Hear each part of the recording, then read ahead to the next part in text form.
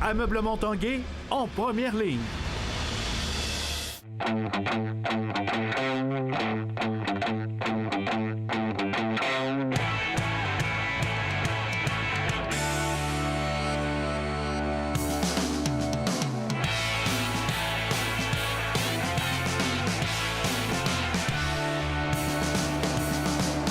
À tous, un bon mardi et bienvenue à l'Esprit sportif. Au menu de l'émission, ce soir, un peu plus tard, un reportage sur le blizzard du séminaire à Saint-François au hockey midget 3A qui amorce ses séries mercredi soir. Également, on parlera évidemment des Jeux olympiques de Pyeongchang. Mais d'abord, ce soir, les Pee-Wee faisaient place au Rempart de Québec qui accueillait la visite des Tigres de Victoriaville.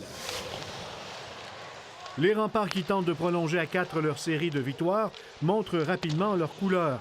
Il n'y a que 41 secondes d'écoulées au match quand Philippe Kourachev déjoue le gardien des Tigres d'un tir voilé. Son 14e de la saison inscrit sans aide 1-0 Québec. Victoriaville, qui se présente au centre Vidéotron avec une séquence de 5 victoires de suite, réplique rapidement. À 3 minutes 03, le tir du poignet de Dominique Cormier surprend Antoine Samuel. L'égalité est créée. C'est 1-1. Avec moins de 5 minutes à faire en première période, le dangereux Vitali Abramov démontre son savoir-faire en passant dans l'enclave et inscrit son 25e but de la saison, 2-1 Tigre, après 20 minutes de jeu. Québec tente de niveler le pointage en deuxième. Pascal Laberge voudrait bien, mais Tristan Côté-Cazenave demeure solide devant la cage des Tigres. De leur côté, les visiteurs ne rateront pas leur chance de creuser l'écart. C'est à la faveur d'un 2 contre 1 que Félix Lauzon vient déjouer le gardien des Remparts alors qu'il ne reste que 3 minutes 29 à la période. C'est 3-1 Tigres. Et en troisième, les Tigres profiteront d'une décision douteuse de l'arbitre Dutil qui expulsera entre autres Benjamin Gagné pour inscrire leur 4e but du match. C'est avec 2 hommes en plus que Victoriaville marque. Ivan Kozorenkov déjoue Antoine Samuel sous les huées des milliers de partisans des Remparts. On a très bien commencé le match. On a frappé le poteau à plusieurs occasions quand on a eu des chances. Puis la game me faisait peur avant un petit peu. On se le cachera pas. Ça a été une semaine très, très éreintante la semaine passée. J'avais peur de la fatigue un petit peu, mais les gars nous ont tout donné. Là. On peut pas aller en désavantage numérique. On a fait une très bonne job. Là. On va être physique, on va être impliqué, mais on veut pas aller dans le banc des punitions contre cette équipe-là. Là, puis ça nous a fait mal. Parlons maintenant Jeux olympiques. On connaît le King des Bosses, Michael Kingsbury, mais également la reine de Stoneham en slopestyle, Laurie Blouin. Paul Rivard a rencontré les deux au cours des dernières heures. Il n'y avait que 15 heures d'écoulées après l'obtention de cette médaille d'or olympique quand Michael Kingsbury s'est présenté au centre de presse principal pour y entendre d'autres questions, d'autres journalistes, mis à part les télédiffuseurs habituels. Et je peux vous dire une chose, il était fier. Il a dit à quel point il avait pu être nerveux et c'est rare qu'on l'entende dire ça. Je veux pas qu'il y ait rien caché, mais durant le matin, on course le soir. C'est une longue journée, mais j'ai senti la pression puis le stress, puis j'avais l'impression que mon cœur voulait sortir de ma poitrine.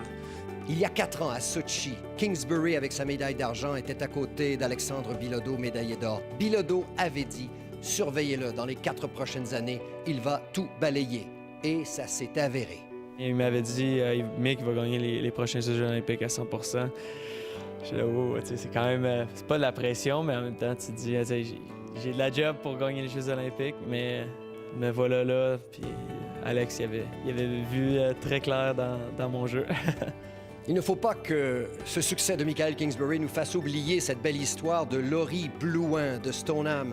Rappelez-vous, 3 jours avant sa compétition de slopestyle, elle se blesse à l'entraînement. On craignait une commotion cérébrale. Ce n'était pas le cas. Elle s'est battue contre des compétitrices et des forts vents et elle est allée chercher une médaille d'argent. Elle arborait même le résultat de cette chute à son œil. Cela dit, ça l'a fait rigoler, mais surtout, elle nous a parlé de ces personnes à qui elle a dédié sa médaille d'argent. Ça me donne un petit look badass, comme on pourrait dire. Je commence tranquillement à réaliser, mais non, c'est juste fou ce qui m'arrive. J'y crois pas, honnêtement. C'est malade. J'ai appelé ma mère aussitôt que j'ai atterri ma 2e descente. J'ai appelé ma mère, puis un peu plus tard, j'ai appelé mon père. Mon père pleurait. J'ai jamais entendu mon père pleurer. J'ai jamais vu mon père pleurer, puis il pleurait au téléphone. Ça m'a fait pleurer aussi. On ne se lasse jamais de prendre place dans ces chaises pour entendre d'inspirantes histoires d'athlètes ou de parents. Vous venez d'en entendre deux autres. Les Jeux se poursuivent. Ici Paul Rivard, TVA Sport à Pyeongchang. Alex Harvey est tombé sur les Jeux olympiques pour livrer son pire résultat de la saison en terminant 32e de la qualification du sprint individuel en style classique au centre de ski Alpanzia. Le Québécois a donc été exclu des rondes éliminatoires réservées aux 30 premiers. Harvey a quitté le stade sans faire la tournée habituelle des médias.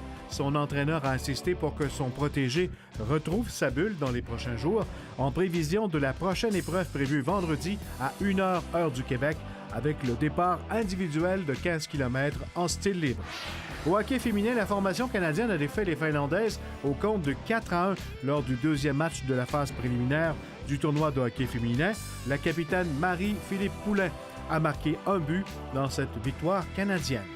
Au tournoi Pee-Wee de Québec, l'équipe féminine de Québec a remporté une deuxième victoire au centre Vidéotron en défaisant le Atlanta Fire par la marque de 3-2 dans une rencontre haute en émotion. À égalité 2-2 en troisième période, les Québécoises verront Victoria Veilleux inscrire le but gagnant avec quelques minutes à faire au match. La prochaine rencontre de l'équipe féminine Québec aura lieu jeudi à 18h. Après la pause à l'Esprit sportif, on parle de hockey midget 3.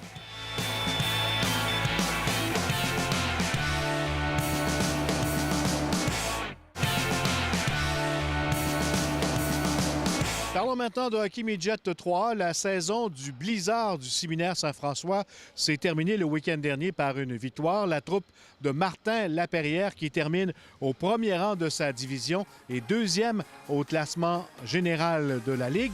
Les séries, ça débute mercredi soir à Saint-Augustin.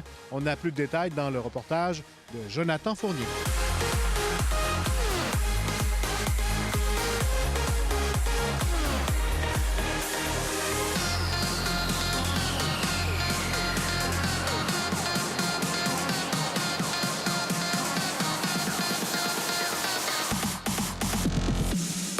Depuis le retour des fêtes, là, on a eu des bons moments, des mauvais moments.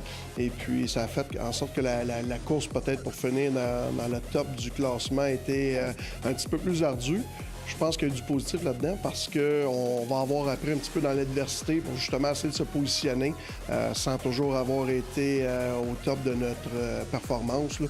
Je te dirais qu'on a beaucoup appris, puis on devrait être prêt pour les séries. Je reviens sur le dernier match de la saison. Belle façon de terminer la saison. Effectivement, au niveau confiance, c'était bon. Je crois que dans toutes les positions, on voulait jouer 60 minutes depuis le début de la saison, ce qui n'a pas été le cas trop souvent. On avait des embûches ici et là, mais la dernière fin de semaine, surtout le dernier match, les gars sont bien présentés. On connaissait, il y avait un enjeu sans nécessairement focusser toujours là-dessus. On s'attendait à avoir une bonne performance, puis du gardien de but à aller jusqu'à nos attaquants, ça a bien été. Le Blizzard termine premier de sa division, deuxième au classement général. Une position différente par rapport à l'année passée. Est-ce que ça change un peu la manière d'entrer en série?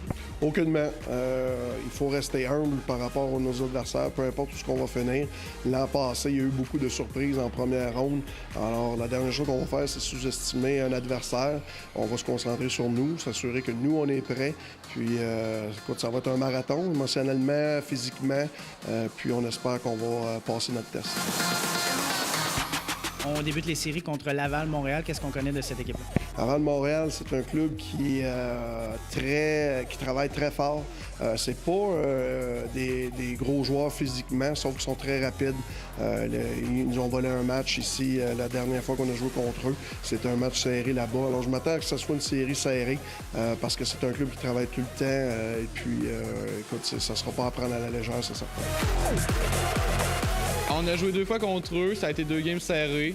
Fait que c'est sûr qu'on les prendra pas à la légère, c'est une bonne équipe. Ils jouent bien offensivement, ils ont des bons goalers, fait que on va donner notre 100% puis on va jouer de notre mieux possible. Form a été un cheval pour nous autres cette saison. Maintenu une cadence en offensive, joue bien dans les deux sens de la glace, paye le prix, bloque des lancers. Alors je pense que c'est un joueur clé chez nous, c'est certain. On est prêt, je pense qu'on a travaillé fort toute l'année. Puis c'est sûr que ça va être tough, il va y avoir des moments durs. C'est une équipe qui travaille vraiment fort. Ils sont très forts défensivement, puis leurs gardiens de but aussi, ils font vraiment le travail. Puis c'est sûr qu'il va falloir donner tout ce qu'on a. parlez-moi un petit peu de Desbiens, de son match de dimanche. Desbiens a connu un excellent match. Je te dirais qu'il a travaillé très fort avec Andras, puis même chose avec Philippe.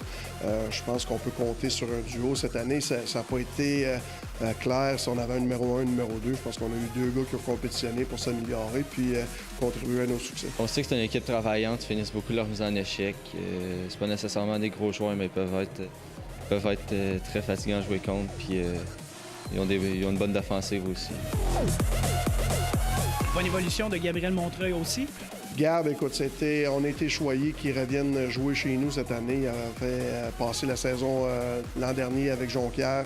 Cette année, on a réussi à le rapatrier. Puis c'était un bijou pour nous autres. Bon kid, travaille excessivement fort.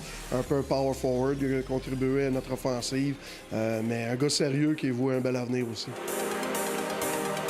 On entre dans les séries quand même assez confiant. Puis après une victoire comme celle-là, c'est bon pour la confiance. Oui, effectivement, mais c'est pas le même club l'autre bord. Fait que nous autres, notre focus, c'est vraiment sur Laval-Montréal. C'est une équipe qui nous a donné un peu de difficulté cette année. Fait que c'est sûr qu'on ne prendra pas à la légère. Puis on oublie un peu la performance de la semaine passée. Il a joué des grosses minutes toute l'année. C'est un joueur aussi qui a joué les séries avec nous autres, qui est venu à la Coupe TELUS. Alors, il y a une belle expérience que lui aussi va pouvoir relater. Je pense qu'il avait eu du plaisir avec nous justement à cause de ça. Et puis, je m'attends à des grosses séries de sa part. Offensivement, je pense qu'on s'est maintenu. Je dirais qu'on a accompli ce qu'on voulait faire. Défensivement, on s'est amélioré beaucoup. Je pense que dans les dernières semaines, on donnait moins de chances de marquer, moins de surnombre. On était un petit peu plus serré dans notre zone, ce qui va faire, on espère, la différence durant les séries.